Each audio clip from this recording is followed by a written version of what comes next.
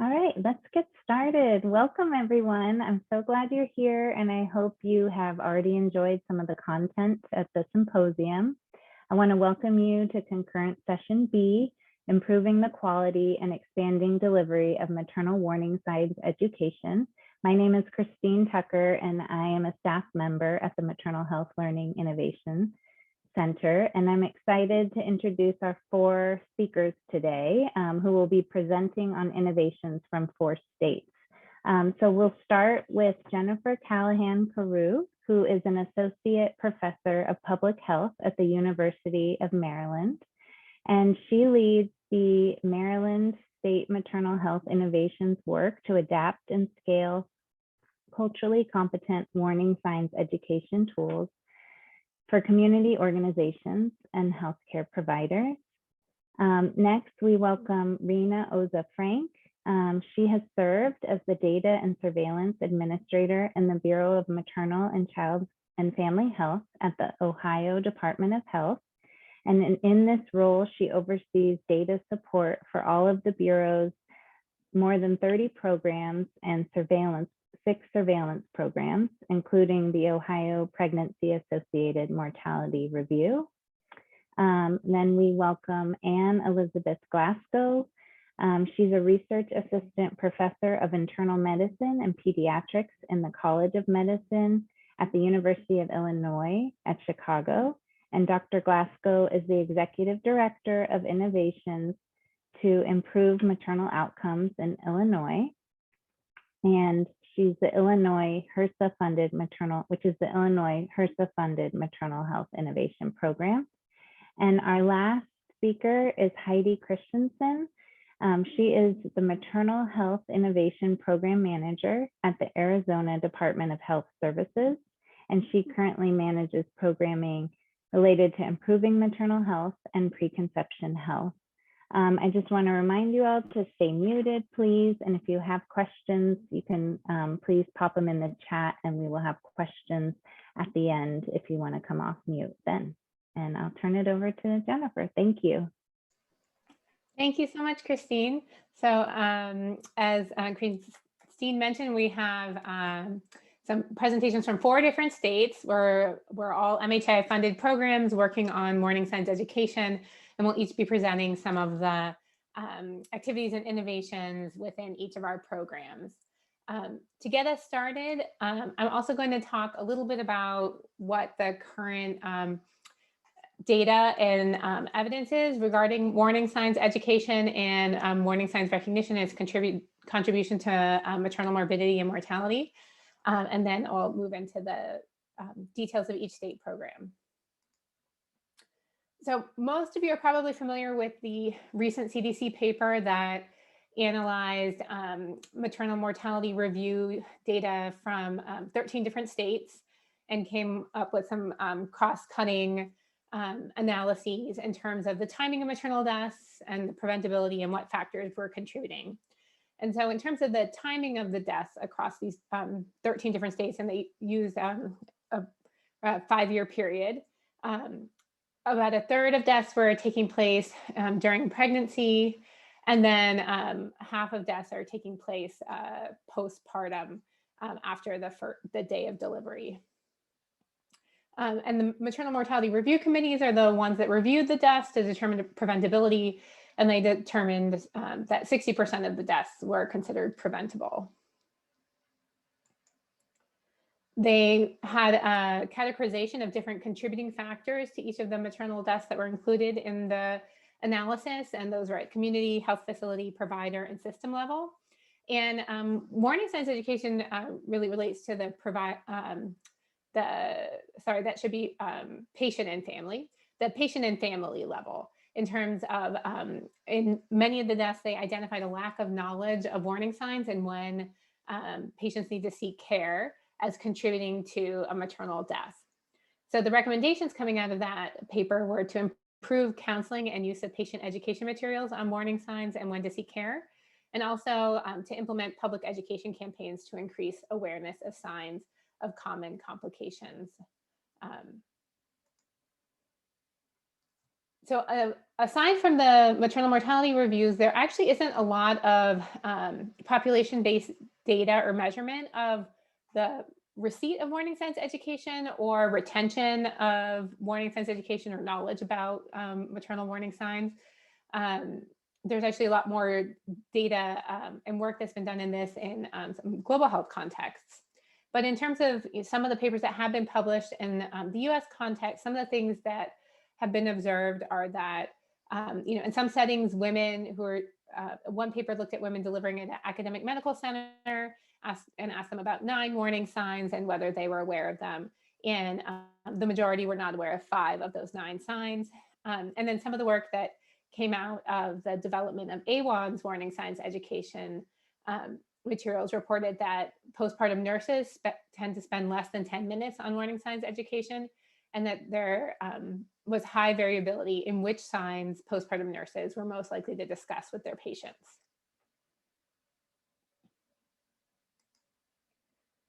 So I'll move into presenting Maryland's warning signs education activities, and then after that, we'll have the presentations from Reena in Ohio, Liz in Illinois, and Heidi in Arizona. So in terms of Maryland's work, we have several members of the core Maryland MHI team that have been involved, and a couple of them I saw are on the call today, and Naya Wahid and Colleen Wilburn are here. And apologies if I'm missing anybody else who's already joined. And then outside of our team, we partnered with 2 groups for this work. The first is the Council on Patient Safety and Women's Healthcare, and our work is building on their warning signs materials, and also a woman-owned design firm in Baltimore called the Hatcher Group. So the aims of our warning signs activities in the Maryland MHI program were to improve the quality and equitable coverage of warning signs education for pregnant and postpartum patients in Maryland, and also to increase public awareness about maternal warning signs in Maryland. We started with a baseline needs assessment, and this was around warning signs education provided in home visiting programs. And home visiting programs were the target of the warning signs education activities in our original MHI proposal, with the idea being that home visiting programs are typically serving at-risk or underserved clients, and who may benefit from having warning signs education delivered in a different format in a at home with the opportunity to ask and answer questions that many patients don't actually get very much when they're being discharged from the hospital or when they're seeing their providers in routine visits. So we did a survey of home visiting programs in the state that were identified from mandatory state reports that list all of the home visiting programs in Maryland. And 40 home visiting programs participated, which was about a 70% response rate of all eligible programs. In terms of the provision of warning signs education, most of them reported providing some warning signs education in pregnancy or during postpartum visits. But what we found is that there were a lot of opportunities for improving the quality of warning signs education. Only 6 programs had trained staff on maternal warning signs. So that was 15% of the home visiting programs. In terms of the educational materials that they were using, so you can see here, and for postpartum visits, the majority were only providing verbal education. Some were using, a few were using the A1 pamphlet. Others were using pamphlets that they got from their curriculum or from March of Dimes. But it was mostly verbal education, which we know is not the best for retention of information among patients or clients. And when we asked the program managers that responded to the survey whether they were satisfied with their current warning signs education materials, 2/3 reported that they weren't satisfied with what they were currently using. We also did some qualitative formative work that involved elicitation exercises. So we displayed various warning signs education materials and asked home visiting program managers and home visitors what they liked and didn't like. And the preferences that were expressed were that home visiting program staff wanted materials that were understandable across various literacy levels. They liked designs that were simple, that weren't too text heavy or busy, and that had visuals.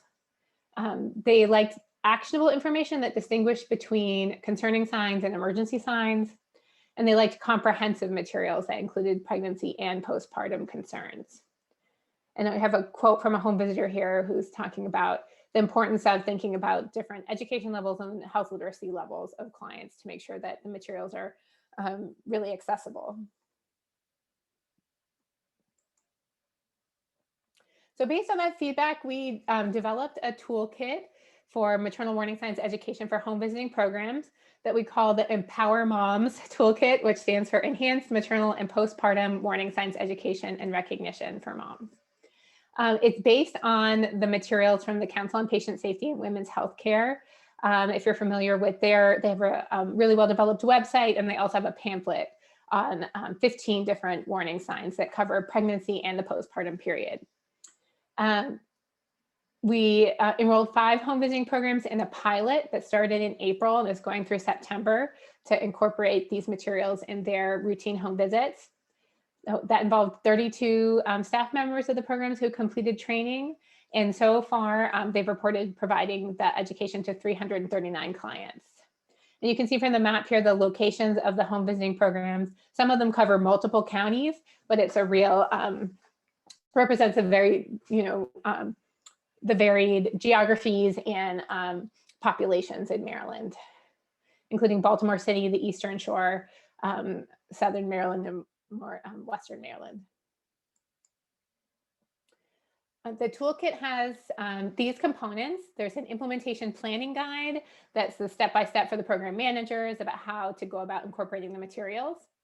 The Council on Patient Safety and Women's Healthcare's pamphlet and website. We provide staff training, and then there's also a training certificate for completing the training. We developed with the design from a refrigerator magnet based on the council's materials. We produced 2 3-minute education videos that cover all the warning signs, one in English and one in Spanish.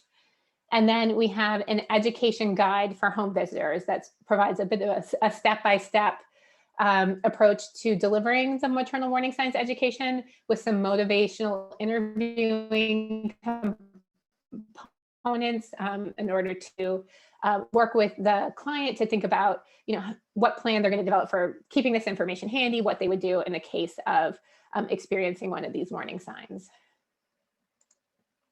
Here are some stills from the English version of the warning signs education video.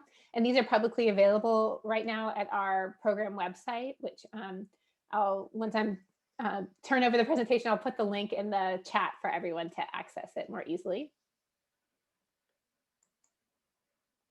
And then in terms of our future activities, so we're collecting data from the pilot right now to get feedback on the toolkit in order to be able to revise it. And then in early 2022, we're going to start with the revised toolkit, recruiting home visiting programs to participate in a scale up of implementation.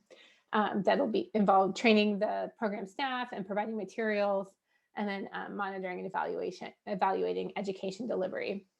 We're also working on a public communications campaign with the design firm. It's a somewhat limited communications campaign, but it'll involve social media and digital ads, some traditional media outreach, and then transit ads in some of the urban areas in Maryland, including Baltimore City and Prince George's County. Okay, and now I'd like to turn it over to Reena to cover the Ohio programs activities. Thank you, Jennifer. Hi, everyone. I'm going to go ahead and share my slides.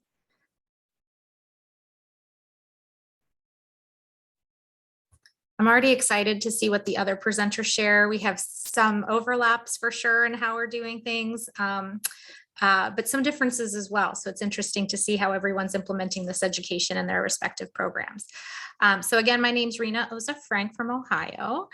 And just to reiterate, the same national stats that Jennifer shared these are stats for Ohio.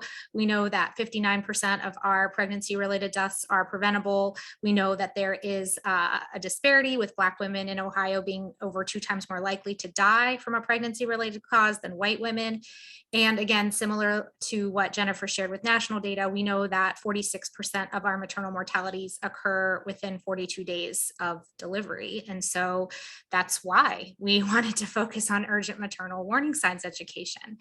And we chose WIC to implement our program in.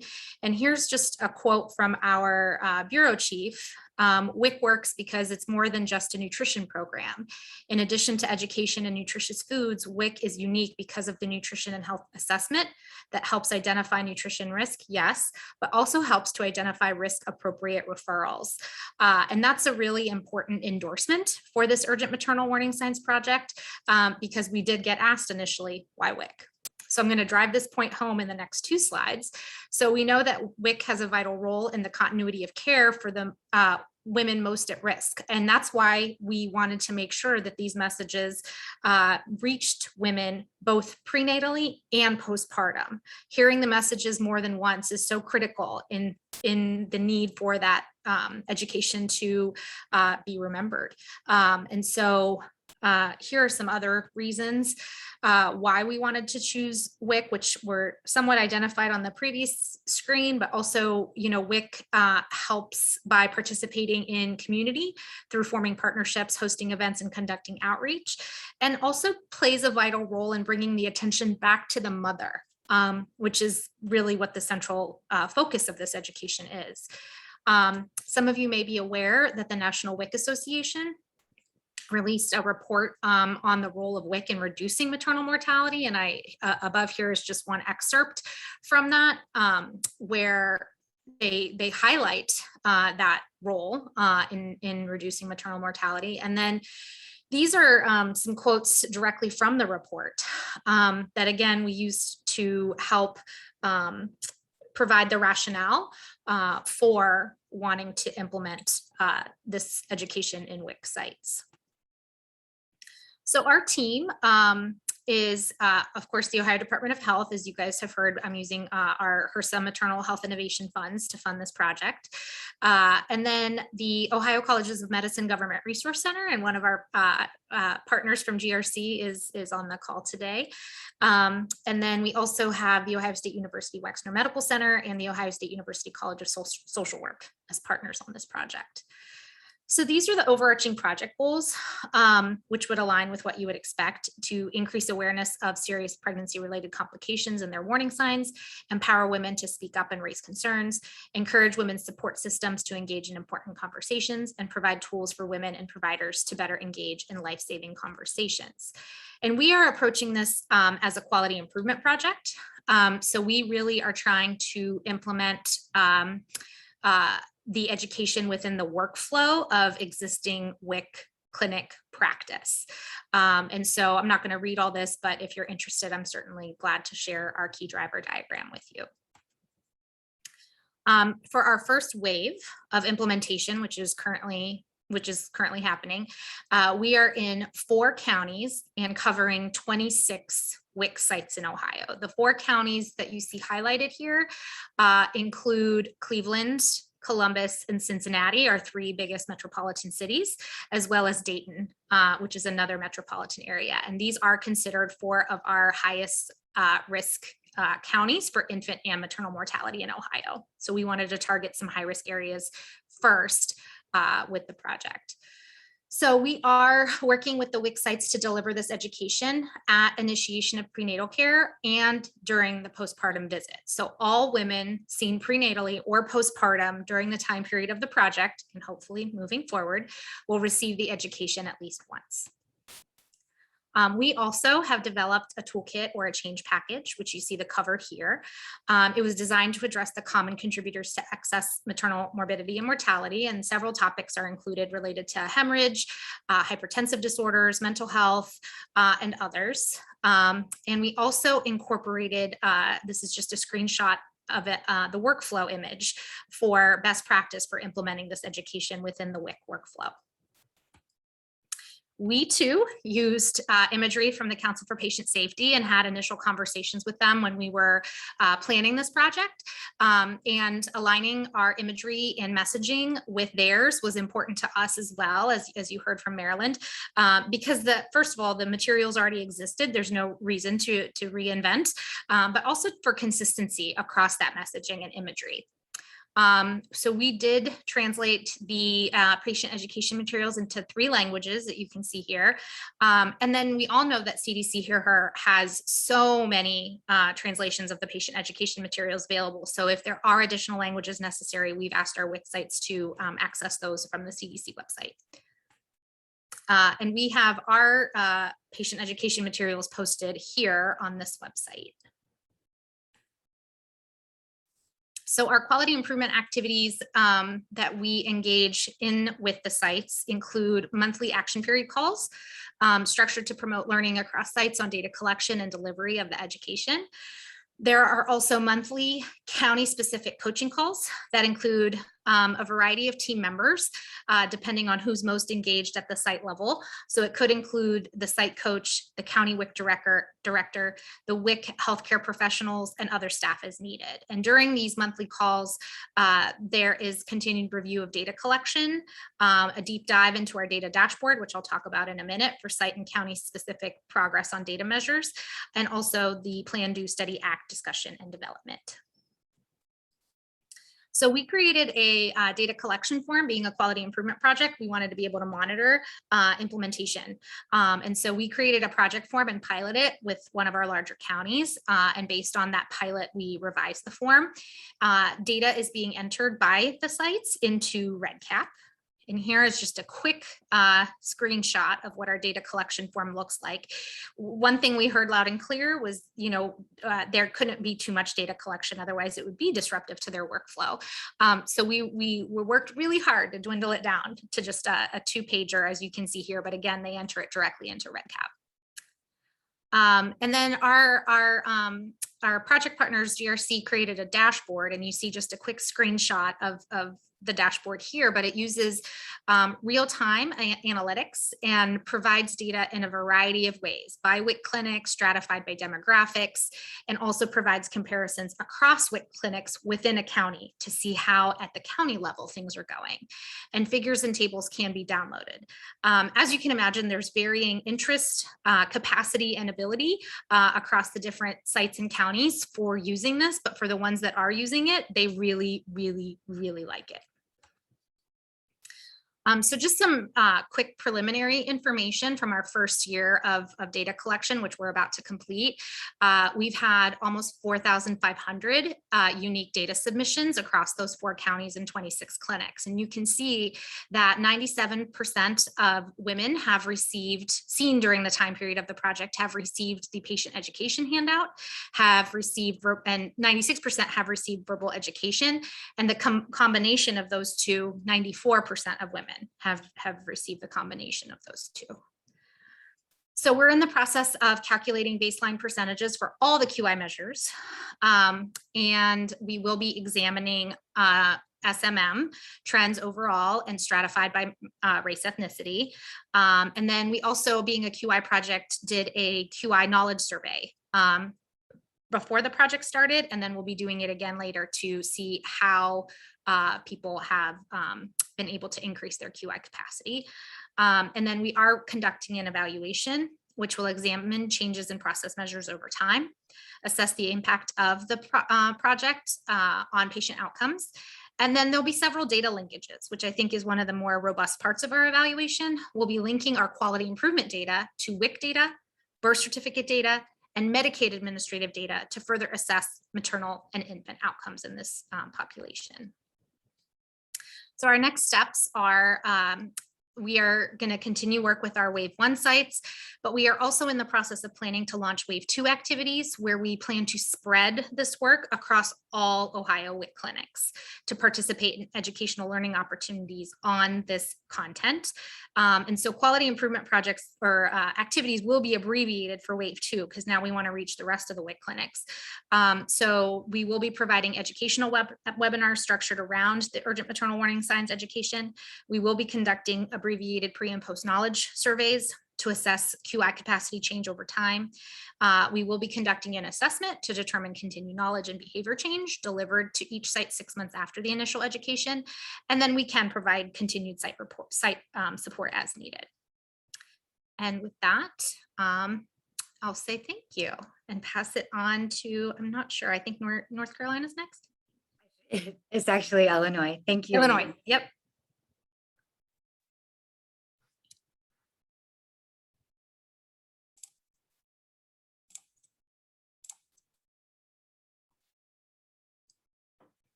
Sorry.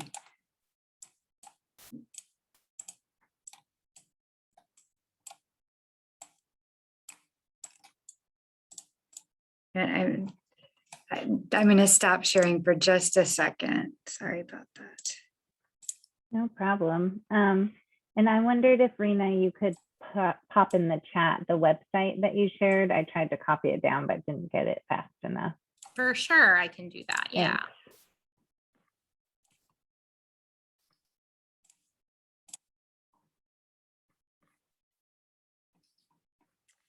I apologize. I think I accidentally started too soon.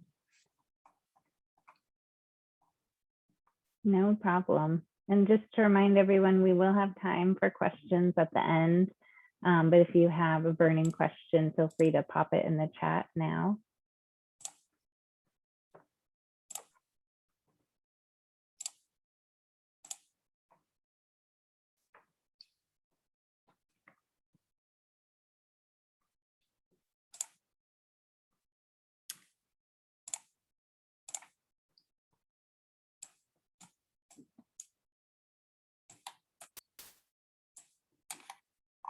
I am so sorry. I'm having terrible. Do you want me Technical to see if Heidi can go next and then come back to you? Would that be helpful? Yeah, for some reason I can't. I'm not able to. Yeah, I'm sorry. I'm not able to get it to. Yeah, go ahead and have Heidi go first, please. Okay. Thank you, Heidi.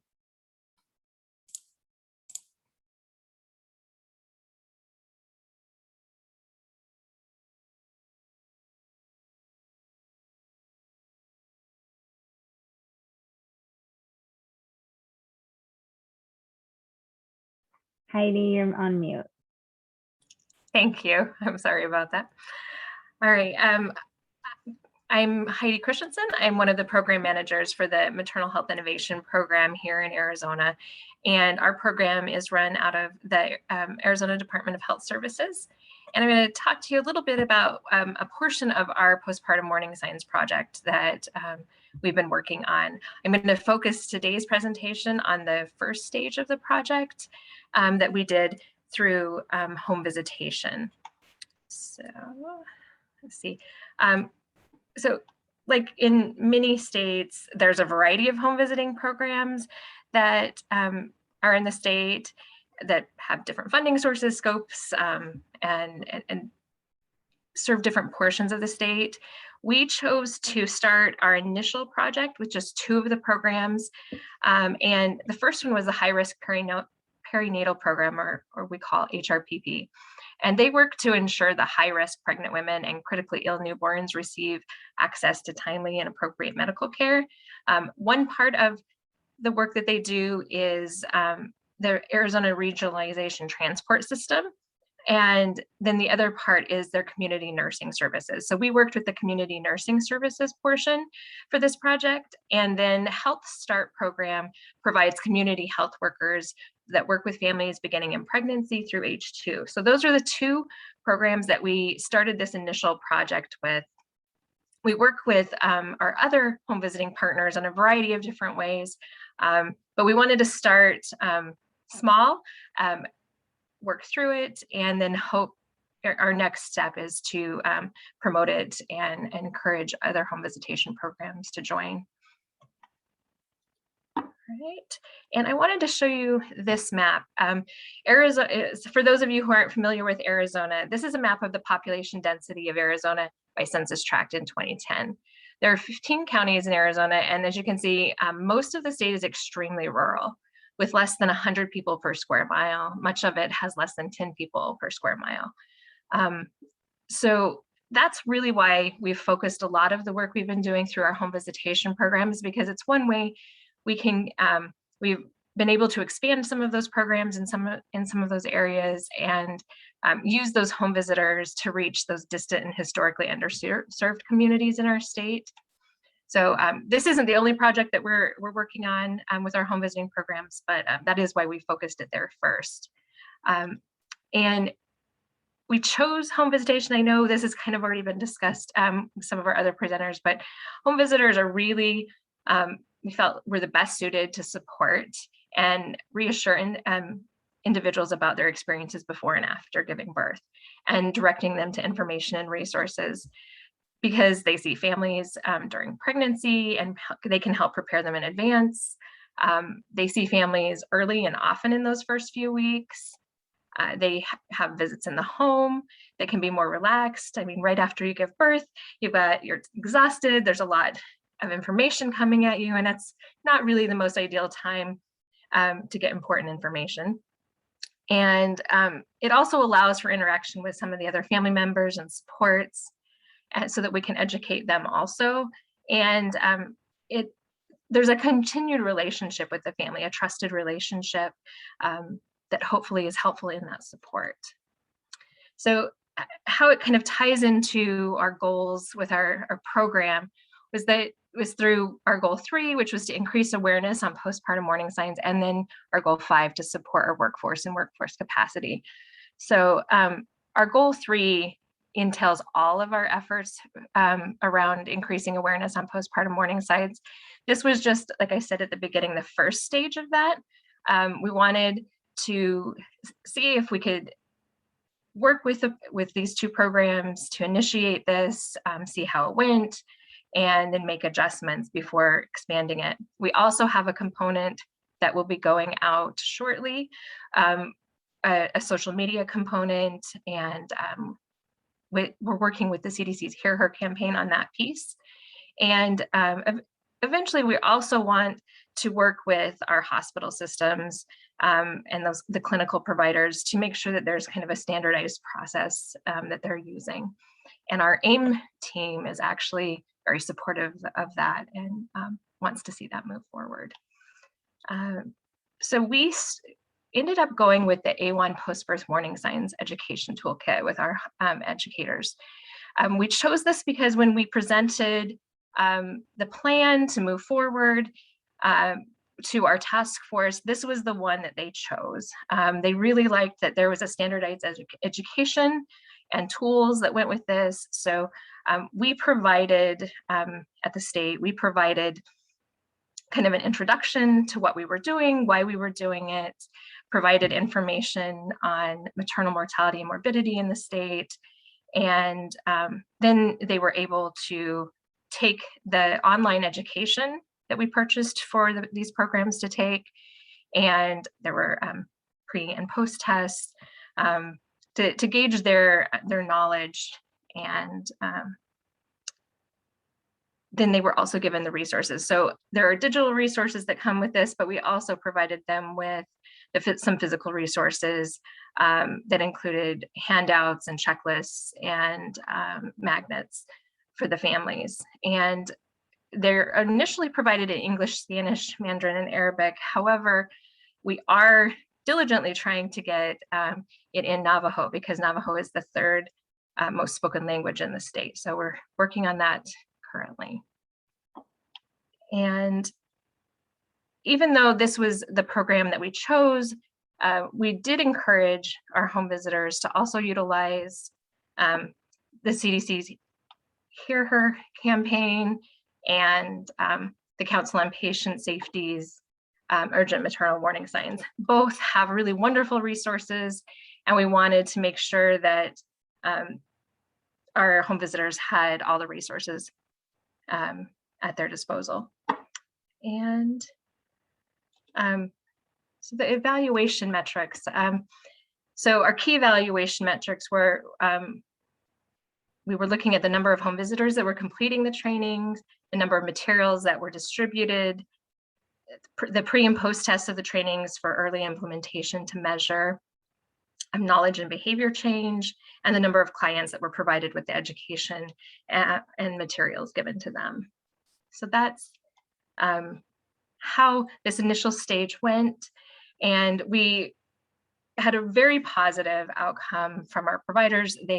Even though this initial stage of the project is done, both home visiting programs have chosen to continue this education moving forward. And we're hoping to make some adjustments and move that forward with more programs. And that is all. Thank you so much. Wonderful. Thank you, Heidi. All right, we are going to try Liz's presentation one more time, and then if it doesn't work, I can pull it up on my computer. Okay, can everyone see it? Yes. Thank goodness. I'm having like a technology challenge day. My computer died when I first tapped on, so now I'm on another computer and now that. So I apologize to everyone. So good afternoon. My name is Liz Glassgow, and I'm the executive director of the MHI program for Illinois, which we call I Promote Illinois. Oh, great. Now it's, oh my goodness. Now I can't get it to advance.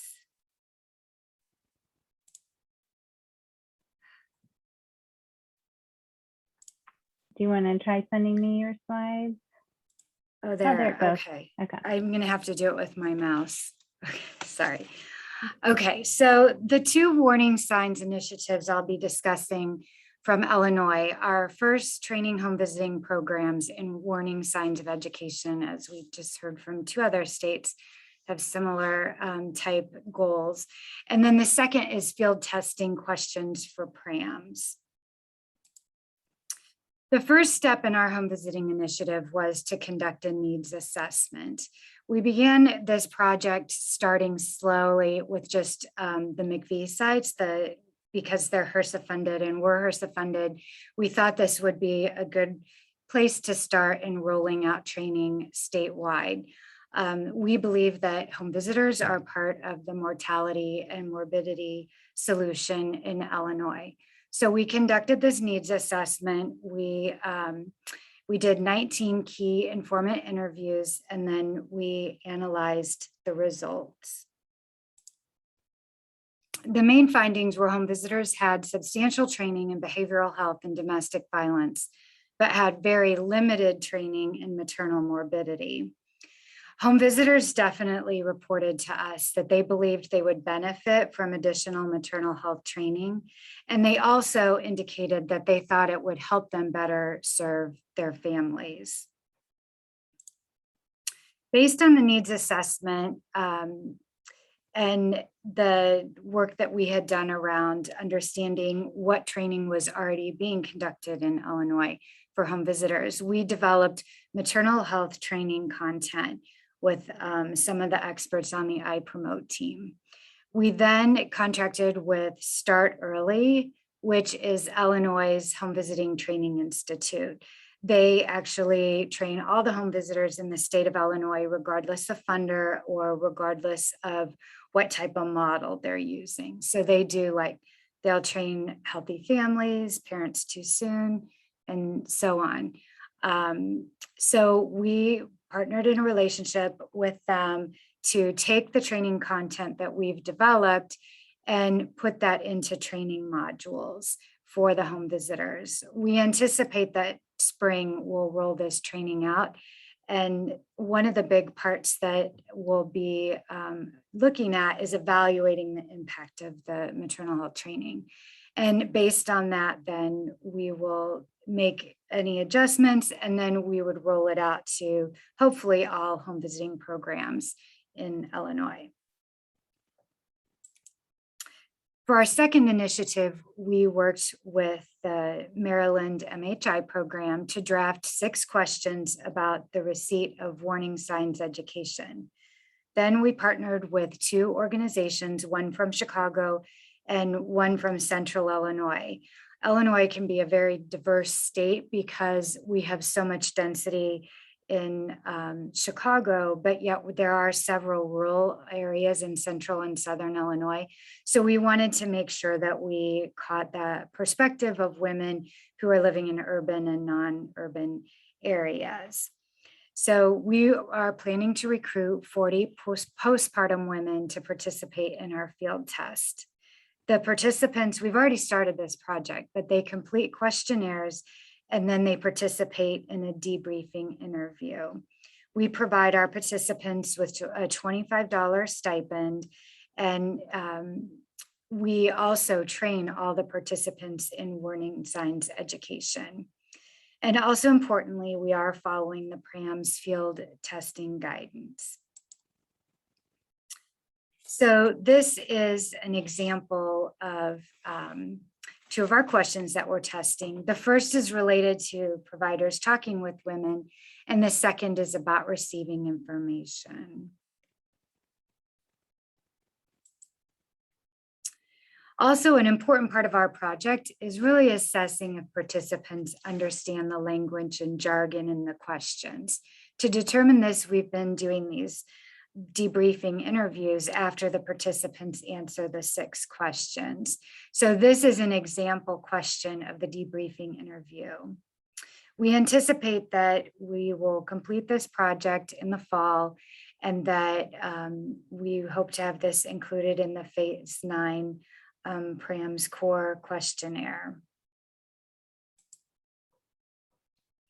I Promote Illinois has 3 other warning sign initiatives that we're working on that I'll just mention. The first is providing individualized education and materials to postpartum women in our 2-generation clinic. Our nurse manager meets with each of our postpartum women and reviews the information. We also use the Council on Patient Safety in Women's Healthcare warning signs education. We also follow up with our patients to make sure that they understood the information we provided, and then we ask if they have any questions. And then we also, our second initiative is in our Public Education Committee. We plan to create materials that include urgent warning signs. And then the third initiative is collecting digital stories from women about their pregnancy and postpartum complications.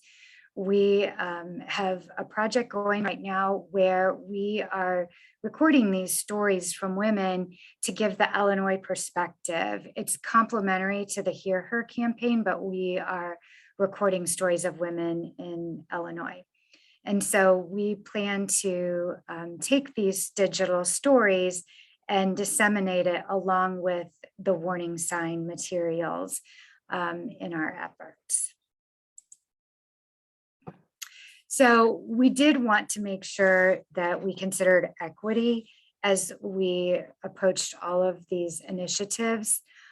We considered that for the one we targeted for our PRAMS project, we targeted low resource and racial and ethnic minority women to gather information from them and to test our questionnaire. Also, home visiting targets families who are at risk of poor outcomes. So training this workforce is vital in bringing warning signs education to these families. I just like to thank our I Promote team and our 3 PIs.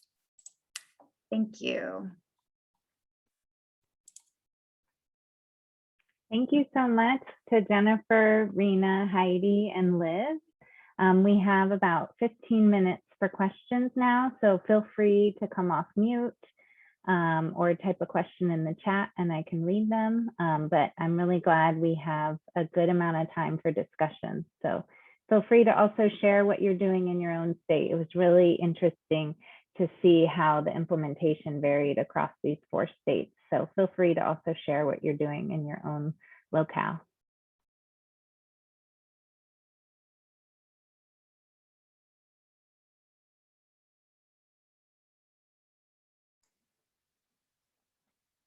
While we're waiting for questions, I want to give kudos to the Illinois group for developing the PRAMS questions, because I think that's going to be really important for all states in the future and being able to assess where they are in terms of warning signs, knowledge, and education receipt, and being able to evaluate programs to improve it. Thank you, Jennifer. We're very excited about this project. We've already interviewed, well, let's see, I think we only have, in the Chicago site, we only have a couple left. And then downstate, I think they're about halfway finished. So we look forward to the results of that.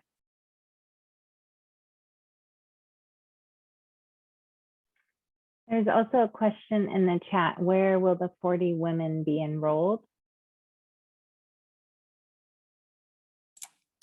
That's a really good question. So we are doing 20 in Chicago, and we partnered with an actual WIC site, Austin People Center.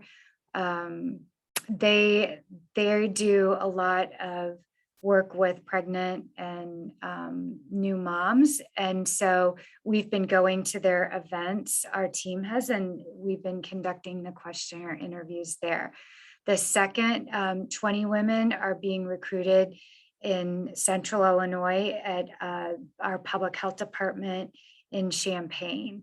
And so those are being collected by the staff of the county public health department.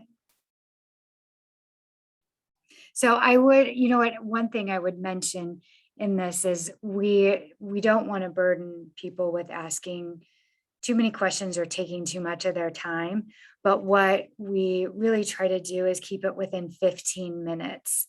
So we just ask for volunteers at the event, or we've called the women and we'll say, you know, do you have time to answer our questions and then to take place in this debriefing interview?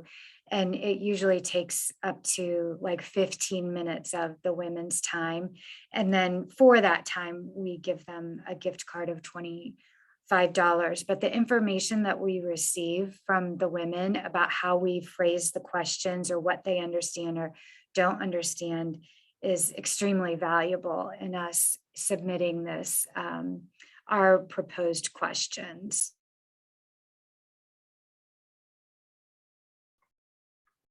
Wonderful. There was a question in the chat for Reena. Did Ohio offer incentives or funding to WIC to deliver the education?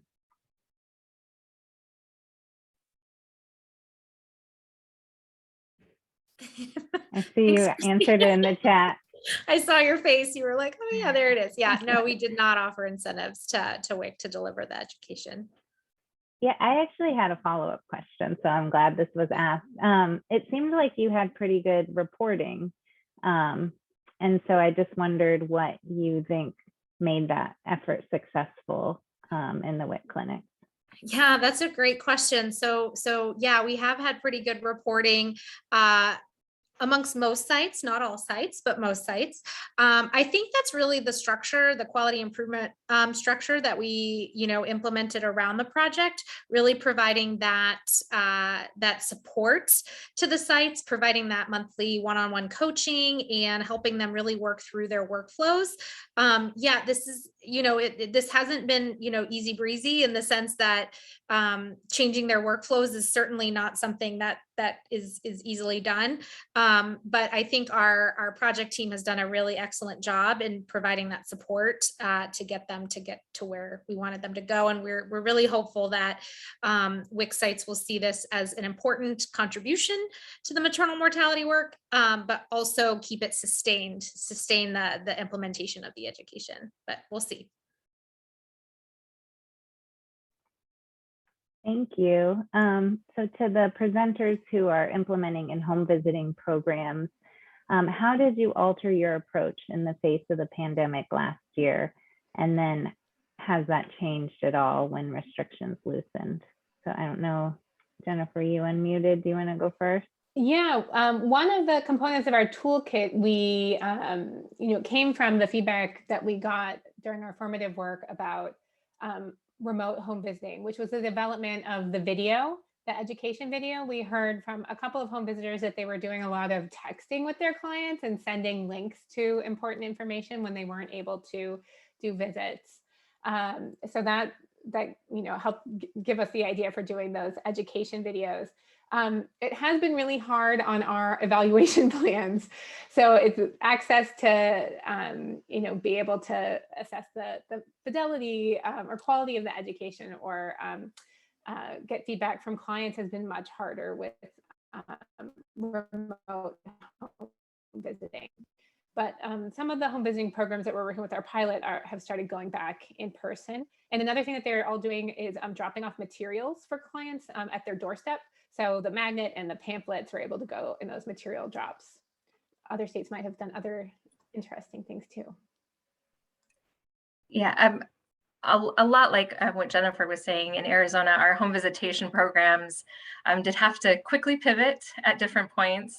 They've done a little of both throughout this last year, but they had really good engagement with their families during the time that they couldn't do in-person visits. So that was really wonderful. So some of it was sharing with them over kind of like a Zoom type platform, or through phone calls and other ways to keep in contact with them. But they did deliver items to the doorsteps and have other means of giving them those physical materials to our families. And in some of our rural areas, they were able to provide the in-home services a little bit longer than some of our more metropolitan areas, because COVID was much lower in those areas for a while. So it was a combination, a little of all of it, but they were still able to get the information out, which was really great.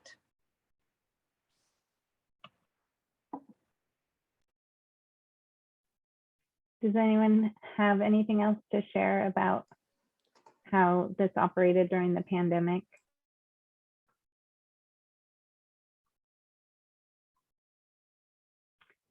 There was another question about whether there was a process to address any unmet needs, particularly social needs that may have come up during the education sessions.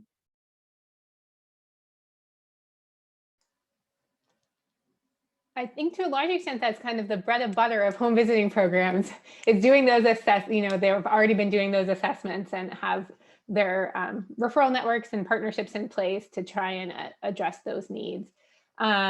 We haven't, I think that's a really good point to bring up, of whether, the warning signs education maybe highlights any additional needs that weren't coming up in their existing assessments, and particularly around postpartum care and access to postpartum care.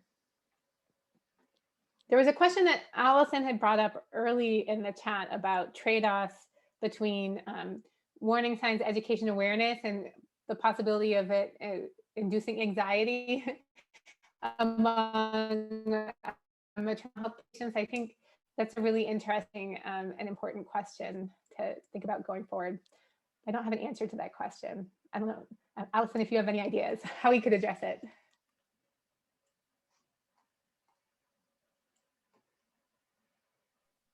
I think it's something we need to measure and think about, because yeah, these things are really terrible, but they're quite rare. And the sort of number needed to treat, number needed to harm piece of, and how many people come to the emergency room with something that they wouldn't need to come to because they've gotten so panicked that they're going to die if they have something. And I mean, this is everything in medicine is about giving people precautions and kind of reading the room. And if someone's really laid back, maybe being a little bit more excited. And if somebody is already really hypervigilant, maybe not so much. But I think it's something that we need to look at, because if this is a population level intervention, we want the number needed to treat and the number needed to harm to balance.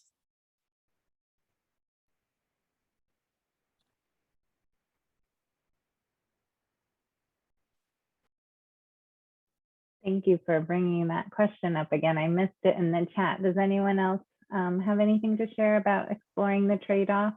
Well, one thing, this is Arden from Illinois, is that I think it was, I don't remember if it was Ohio or Arizona that was, going over the warning signs with the women, the birthing persons, postpartum persons. But one thing that we were thinking is that it's really critical that the home visitors know the warning signs. And they, so that helps if it's not like, dumping these on all the postpartum persons, pregnant persons, but that the home visitors know the warning signs such that they can recognize them when there is an emergency, given Allison's point. So I think that's an important thing to think about, which will help, I think, Allison, with this trade-off balance issue, where the emphasis is on the home visitor as opposed to the person per se. Not that they shouldn't know, but the idea of scaring people, et cetera, et cetera. Trying to figure that out, but at least if the home visitor knows, you have, I think that helps. That's where our emphasis is going to be. Yes, you definitely learn information when you have to teach it. That's wonderful. Any thoughts on how to reach out to women who might not be involved in home visiting or WIC programs, in other words, privately insured? And we heard from Jill, who shared that in Iowa, they have done urgent maternal warning signs and post-birth warning signs training to emergency departments in rural hospitals, both those that have and do not have maternity services. Does anyone have other ideas? Yeah, I think the labor and delivery units are picking up either the AWON materials or the Council on Patient Safety materials pretty commonly now. So within the past few years, the adoption of those has increased a lot. We also work, for example, with the Hopkins Hospital system. Hopkins providers did the voiceover for the video, and so they ended up incorporating that in our videos in their patient education video library. So ways that, in addition to the existing materials and systems that are in place to implement those, some of the new things that states might be developing could be spread throughout labor and delivery units in the state as well.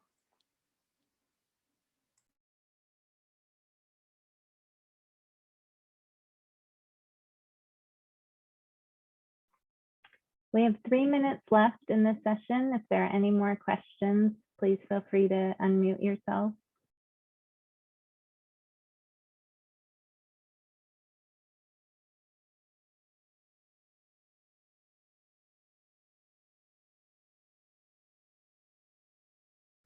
Hi, I have a question. Can you hear me okay? Yes.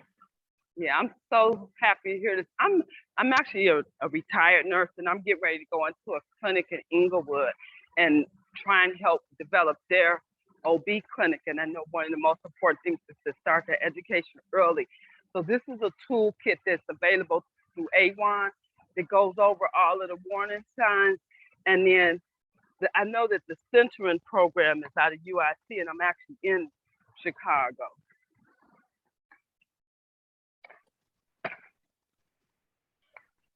Yeah, Awesome.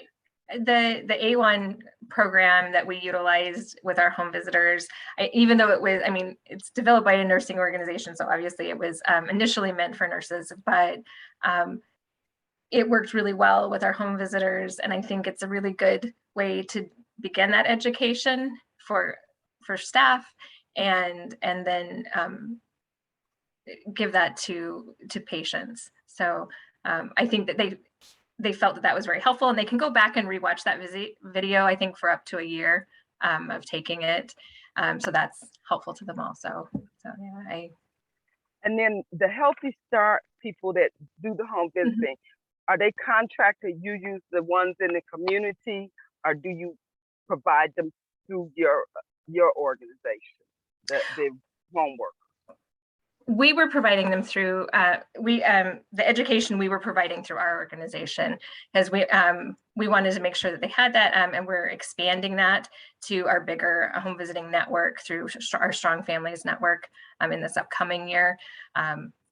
So we're hoping we'll have more buy-in from some of the others. Most of the home visiting programs have some element of this, but we wanted to kind of standardize it and give more education, because one of the things we definitely heard was that they didn't have very much education prior to giving the information to families. So it was kind of this quick, like, oh, here's a handout, and not a lot of in-depth conversation. So and it's already, we've already had really good reports from some of our more rural areas where access to care is a big issue. And so noticing those signs early was important for one of our moms. So that was really great. Well, I want to thank all our speakers and our audience for asking such great questions. There's a break following this session until 4, and then we look forward to seeing you in the general session on building more equitable organizations to support maternal health. Thank you. Bye. Thanks, Christine, for moderating. Yeah, it was wonderful. Thank you. I learned a lot. Bye. Thank you.